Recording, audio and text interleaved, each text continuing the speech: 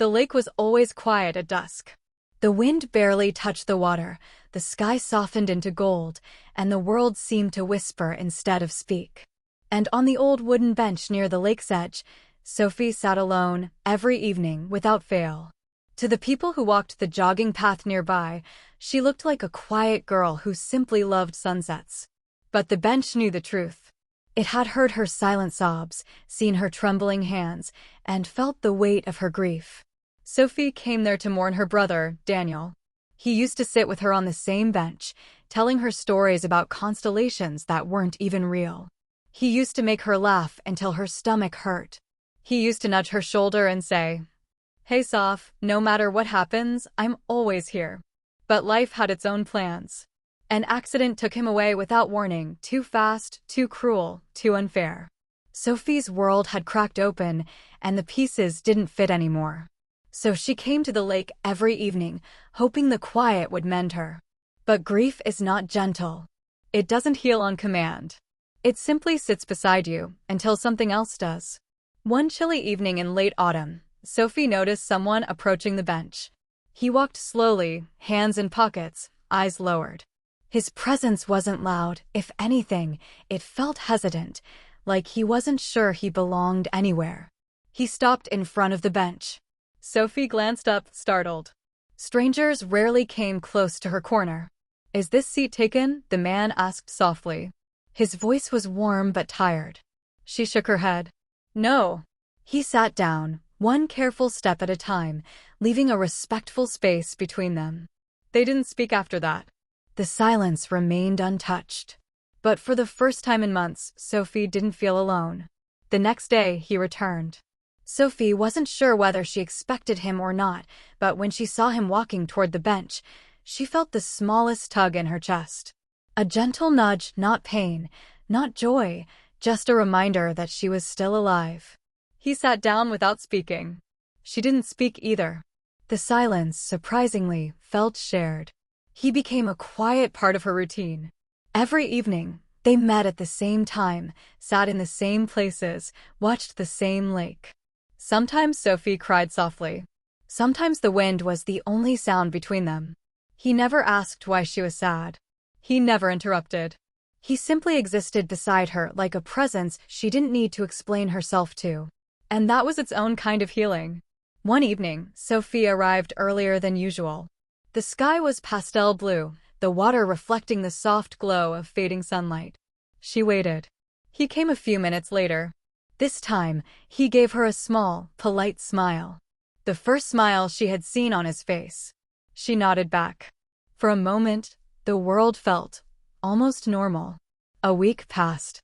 Then two. Their silence transformed gradually, not into conversation, but into understanding. He noticed when her hands trembled. She noticed when his shoulders sagged as if carrying invisible weight. One evening, when the sky was painted orange, Sophie finally spoke. "My brother used to sit here," she whispered. Her voice cracked. She hadn't planned to speak, the words simply escaped. The man turned his head gently toward her but didn't say anything. She continued, "He died a few months ago. It still feels unreal." He didn't touch her. Didn't offer empty condolences. He simply listened. It was enough. When she finished, she looked at him, eyes still wet. "What's your name?" she asked. "Liam," he replied softly. "And yours?" "Sophie." He gave a small nod. "I'm sorry," he said, almost in a whisper. "Not because I feel obligated, but because I know how much it hurts." She turned to him fully now, curiosity stirring for the first time since Daniel's death. "You've lost someone too?" she asked gently. Liam stared ahead at the lake. His jaw clenched, pain flickering in his eyes. "My father," he said slowly. "We weren't close. Not really. But when he died, it felt like a chance I didn't take died with him." The honesty in his words softened something deep inside Sophie. They sat there, two people carrying different kinds of pain, yet sharing the same silence that understood them both. From that day, their evenings changed. They still sat in silence often, but now that silence felt warmer. Connected. Human.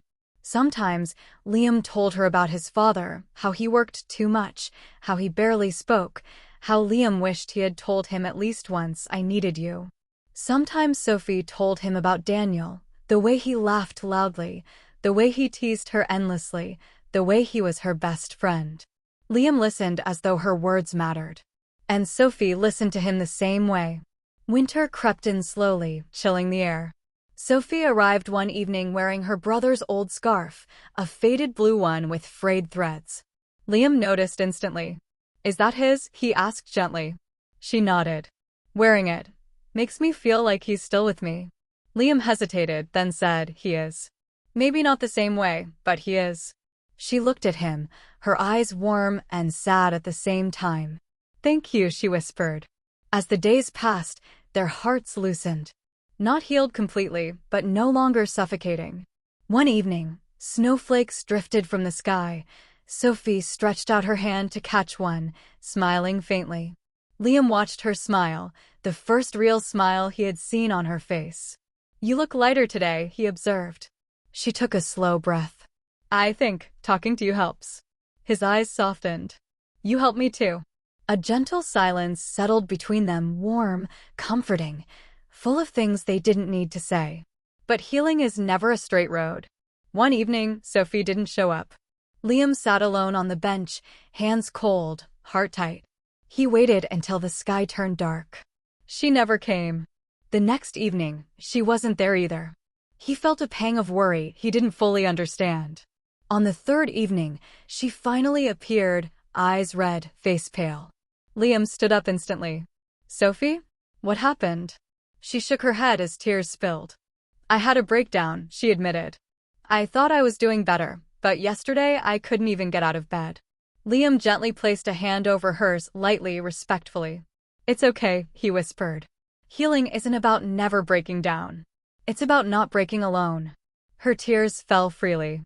And for the first time, she let someone comfort her. Spring arrived slowly, brushing new colors across the lake. And with it came a subtle change within them. Liam began smiling more. Sophie began laughing softly at his dry jokes. They walked together sometimes, side by side, no longer strangers held together only by grief.